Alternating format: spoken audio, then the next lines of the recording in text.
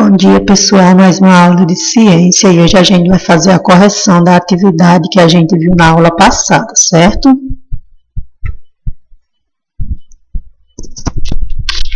Eu coloquei essas questõezinhas bem simples para vocês, como vocês viram quando foram responder, né? A intenção é só que vocês vão se familiarizando com os nomes, certo? Que existem muitos nomezinhos na matéria de ciência, certo? Então, eu queria que vocês fossem se familiarizando. No livro não tem muitas questões relacionadas a esses grupos de animais. As questões do livro são mais relacionadas a insetos, aracnídeos, são grupos que a gente não viu ainda. Então, eu optei por fazer essas questõezinhas bem simples, que é para vocês irem se familiarizando, certo? Quais animais fazem parte do grupo das esponjas, dos poríferos? Bom, essa é muito fácil, né, pessoal? As esponjas, a gente viu.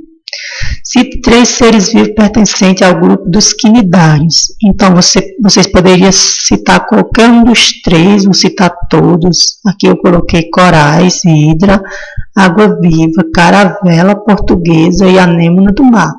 Mas vocês poderiam citar qualquer um que ficaria correto, certo? Aqui eu citei os 5. Cite 3 tipos de células presentes no corpo das esponjas e mencione a mais importante para esses animais. Essa também é muito fácil, né? Como eu já disse, a intenção é só para vocês irem se familiarizando com os nomes, certo? Os nomes que aparecem na matéria de ciência mesmo, como um todo, que não são poucos, são muitos, certo? Então, eu coloquei aqui pinacócitos, amebócitos e coanócitos, sendo que a mais importante para as esponjas são os coanócitos, pois estão envolvidos na captura de alimento e na digestão. A gente viu na aula passada, né, que o alimento é capturado por expansões do citoplasma dos coanócitos. E no interior dessas células ocorre a digestão, certo? E o alimento é transferido para os amebócitos, né? Eles continuam a digestão e mandam esses nutrientes para todas as células do corpo da esponja, certo, pessoal? Então, respostinha bem simples aí, dá para todo mundo fazer.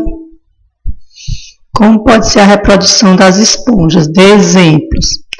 A gente viu que a reprodução das esponjas pode ser tanto assexuada por brotamento ou regeneração de partes do corpo.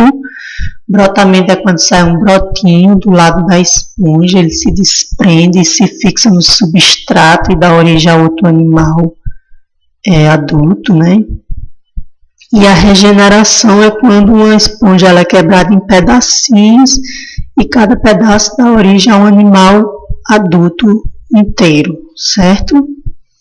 Mas ela pode também ser sexuada com formação de uma larva móvel, certo?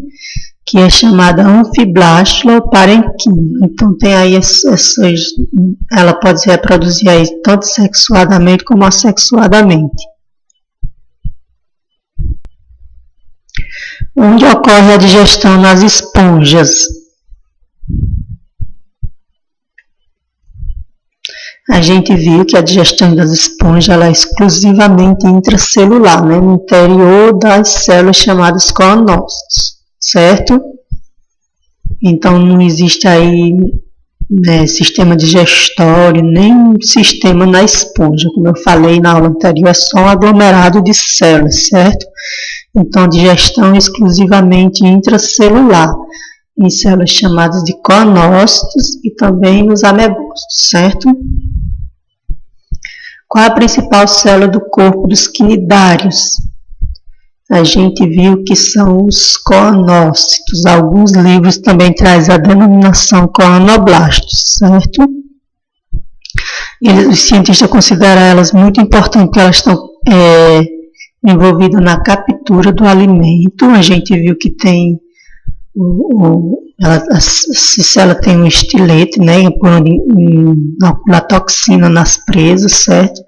Então ela está envolvida na captura do alimento e na defesa do animal.